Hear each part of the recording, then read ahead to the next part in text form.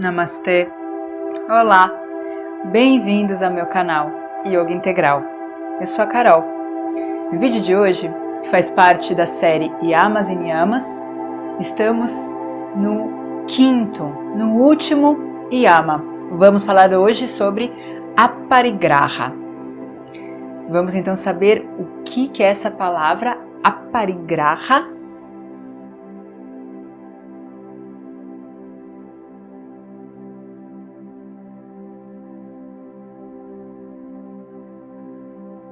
Quando falamos em Aparigraha, estamos falando sobre o não acumular nada que não seja essencial, que lembra, é um caminho para Brahmacharya, né? Brahmacharya, o cultivo, a devoção a Deus.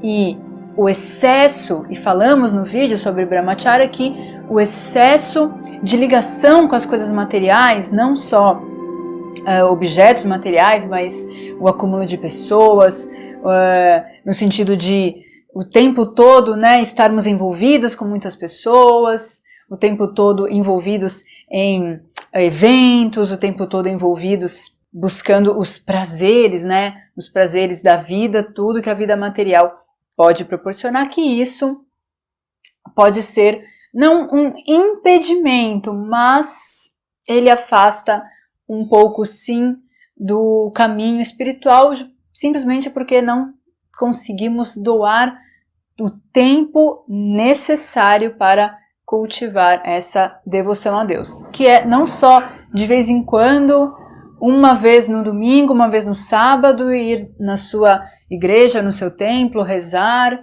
e acabou. Não, é uma devoção constante, né? É algo que a gente vai cultivando cada vez mais de uma forma mais profunda, tá? Mas isso pode estar muito longe ainda do seu, do nosso, já foi muito longe do meu caminho espiritual. Não tem problema, aí cada um está seguindo o que consegue absorver, o que quer absorver, e Deus ama igual a todos, não vai distinguir, ele está ali esperando a gente se voltar de novo para ele. Então, voltando em Aparigraha, que tem a ver, né? Então, mas não é só o não cultivar o que é essencial. E o que seria o essencial? E o essencial varia de um indivíduo para outro. Pessoas que moram em países muito frios têm necessidades de uma moradia específica, de roupa específica, de alimento específico. Pessoas que moram num país quente vão ter mais facilidade com alimentos mais leves, com roupas mais leves, com outro tipo de moradia. Mas, basicamente, para todos, né, o que é essencial? Uma moradia, que não precisa ser luxuosa, a gente sabe muito bem o que é luxo e o que é se sentir confortável. Existe vamos dizer assim, um limite de conforto, né? Não precisamos do sofá, da pena, do ganso raro que mora na Patagônia, né? Inventei completamente aqui. Eu digo, conforto não é sentar no chão, num sofá duro, num sofá que até pode machucar as nossas costas. Então, é levar isso em conta. Então, ter comida, termos alimento, abrigo, termos um dinheiro reservado para a nossa aposentadoria e guardar dinheiro para os nossos descendentes, né? Investir dinheiro também nos nossos filhos, enquanto eles ainda não puderem, por exemplo, trabalhar. Então, até investir numa moradia para o seu filho, investir nos estudos do seu filho. Claro que isso é totalmente essencial. Então, buscar não cultivar aquilo que não é essencial. E tem um sentimento que define bem a Aparigraha. Buscarmos que é a não cobiça, né? O olho grande. Então, por exemplo, buscar não enriquecer ilicitamente. Buscar não enriquecer enganando, trapaceando. Por exemplo, se você oferece um serviço e você cobra além do essencial para o seu cliente, de repente porque você julga que ele tem dinheiro e aí você pensa que ele não vai pedir desconto E aí essa pessoa você julga que pode cobrar um pouco mais, isso está errado, né? Isso não é justo cobrar valores diferentes para cada tipo de pessoa, deve ter um parâmetro mínimo, né? Então que a sua escolha não seja se a pessoa tem dinheiro ou não, e assim você pode tirar mais, se aproveitar da situação e tirar mais dinheiro dela, porque isso acontece muito, a gente sabe no serviço, no comércio, a gente sabe que isso acontece, né, em todos os intercâmbios, né, as trocas, a gente sabe que isso acontece demais. E para falar também sobre a parigarra, isso já é uma opinião pessoal, eu espero que eu não ofenda ninguém, mas hoje em dia está muito na moda, né?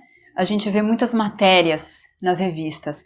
Jovem aos 30 anos fica milionário. Como juntar o seu primeiro milhão antes dos 30? Isso acaba incitando um sentimento de cobiça. Um sentimento de o alvo, o objetivo é esse. Então, muitas pessoas hoje estão recorrendo, né, às empresas de investimento, como cursos, né, de como investir na bolsa. Existe na Índia, como todo mundo conhece, as castas.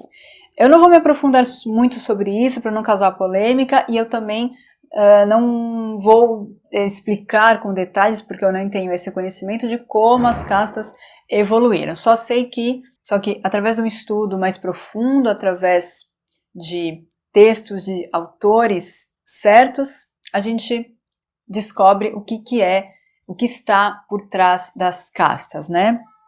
Então, como as castas eram há 5.000 anos atrás, hoje totalmente influenciada pela mente poluída do homem, né? Não é aquilo que a gente escuta, você nasceu pobre, então aquele trabalhador pobre, que as pessoas até passou na novela, você não pode encostar a mão nele, né, nos Shudras, que ele é um pecador, e como se passasse a imagem de que ele deveria ser pobre para sempre. Não é essa a mensagem. Se a mensagem hoje é transmitida assim, foi porque, infelizmente, o homem, explorando o homem com a sua maldade, acabou deturpando o conceito de castas. As castas, há 5.000 anos atrás, no período védico, de onde vem esse conhecimento do yoga, as castas definiam as pessoas de acordo com as suas aptidões, não através do seu nascimento em famílias, mas através das suas aptidões. Havia muitos casamentos entre as castas, por exemplo, dos guerreiros, dos kshatriyas e de brahmanes, existia esse casamento. Então, não existe isso das pessoas não poderem se tocar e se relacionar. E não existiam só 4 castas, existiam todas essas subcastas, esses desmembramentos, né, através dessas uniões. Então, basicamente as castas são dos brahmanes, então são aquelas pessoas dedicadas, isso aqui eu também já falei no vídeo sobre brahmacharya, então os brahmanes são as pessoas dedicadas exclusivamente ao estudo. Então são aquelas pessoas que têm aptidões a estudar, principalmente assuntos religiosos, né, mas todos os professores estão dentro das classes dos brahmanes, então assuntos religiosos, filosofia, religiões, tá? Estão dentro das classes dos brahmanes, né, que se preocupam mais em ensinar, em transmitir para o homem conhecimento espiritual, né, se preocupando mais com a lógica, se preocupando mais com as ciências humanas, né, é nesse sentido. Depois temos as castas dos kshatriyas, que são os guerreiros, que eram os reis na época. Antigamente, um rei, que é o governador, como se fosse, né, imperador ou presidente, né? Antigamente, os reis não eram como a gente vê na TV, que roubam, que acumulam riquezas e tá ali a população morrendo de fome, né, como por exemplo na Revolução Francesa. Não era assim na era védica, isso há 5.000 anos atrás. A maioria dos reis se preocupavam com a população. A população não passava fome. Então, eles se preocupavam em doar terrenos para as pessoas, em facilitar o enriquecimento das pessoas. As pessoas precisavam dos reis, eles tinham acesso aos reis. E os reis eram auxiliados pelos brahmanes. Quando os reis tinham dúvidas, né, sobre como lidar com a sua administração, porque doía na consciência fazer maldade, fazer algo errado, um brahmane, ele tinha autoridade para aconselhar o que seria melhor para o reinado, para a população, principalmente para a população, que seria melhor para manter as pessoas felizes, para manter o essencial, né, as pessoas trabalhando ali no seu empreendimento, trabalhando assim ali na sua terra. Então, agora que eu falei de empreendimento, a gente vai entrar na terceira classe, então a classe dos comerciantes. Então, na classe dos comerciantes estão todas as pessoas que sabem lidar com dinheiro. Então, hoje em dia você vê, né, os bancários, economistas, vemos as pessoas que têm facilidade, né, com contas, com números, com vendas, né, que sabem vender. Então, são pessoas que nasceram, você vê muito isso, a gente que sabe vender naturalmente. Essas pessoas estão na classe dos comerciantes. E por último, os Shudras, né, que falam que são os trabalhadores braçais. Hoje, infelizmente, a gente, quando fala essa palavra, pensa em uma inferioridade, o que é uma grande besteira, porque os trabalhadores braçais estão inclusos os artesãos, os artistas e as pessoas que mexem ali diretamente, né, com a terra. Então, os agricultores, as pessoas que sabem trabalhar com a matéria-prima, né, dos objetos ali com a madeira, com a natureza. Então essas pessoas estão dentro da classe dos Shudras. O que acontece é que dentro dessas castas não existia nenhum tipo de competição como a gente vê hoje. Então a gente, por exemplo, quando vê uma matéria dessa, a pessoa ali está trabalhando como artista, está trabalhando com objetos, com matéria-prima, faz um móvel maravilhoso de uma madeira, ou um filósofo, um professor que infelizmente ganha pouco para suas necessidades. E aí a gente acaba incentivando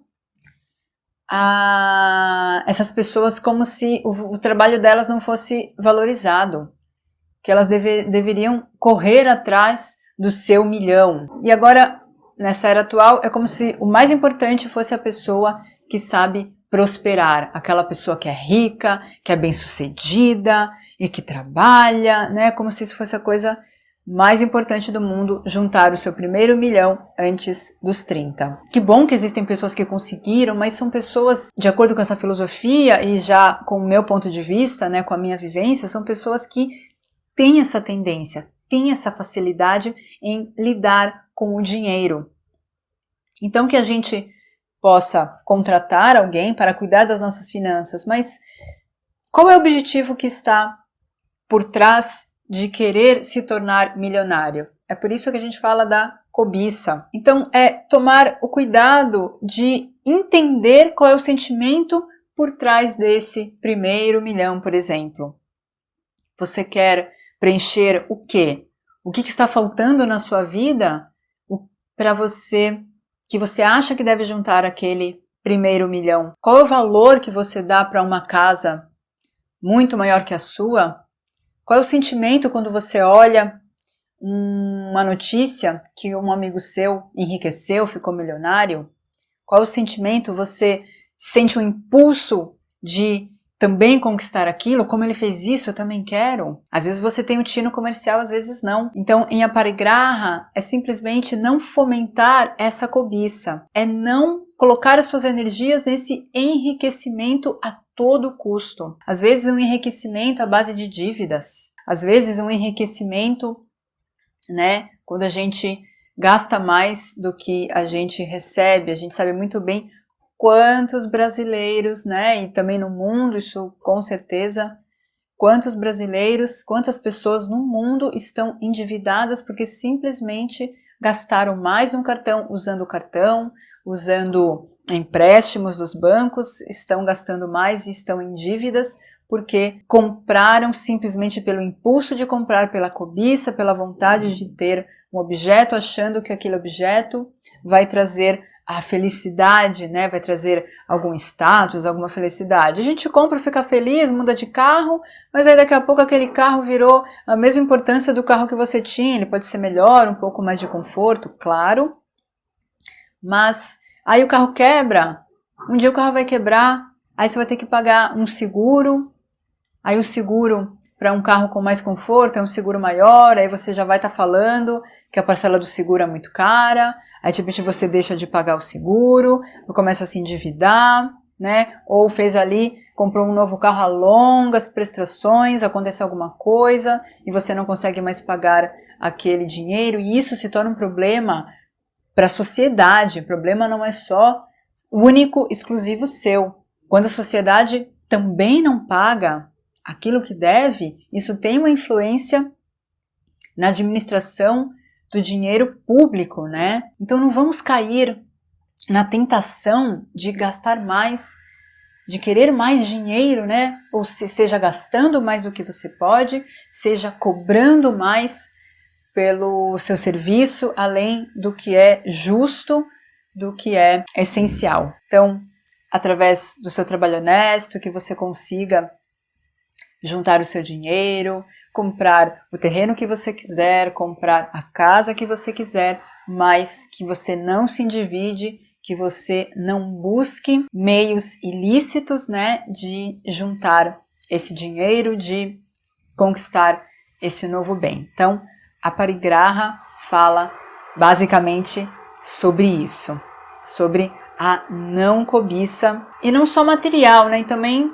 quando você quer ter a vida de alguém, o estilo de vida de alguém, né? Quando você inveja uma pessoa, o jeito da pessoa ser, a cobiça, né, pela beleza de uma pessoa, a conquista material, o estilo de vida, os amigos que a pessoa tem. Então isso também entra em aparigraha, né? Toda essa cobiça, toda essa competição, que às vezes é uma competição injusta e nesse momento você ainda não está apto para conquistar aquele bem material. Quem sabe um dia mais que você não sofra por isso, que você não deixe que isso tome a sua ética, a sua moral, que você não caia, né, nessa tentação de querer possuir mais do que você pode nesse momento, e do que é justo e do que é ético para toda a sociedade. Então assim eu encerro falando sobre aparigraha.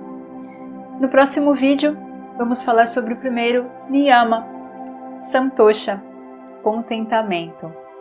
Olha como também tem a ver com aparigraha. Até o próximo vídeo. Deixe seu comentário, se ficou com alguma dúvida, pode também me mandar o e-mail que está aqui na descrição desse vídeo. Muito obrigada. Namastê.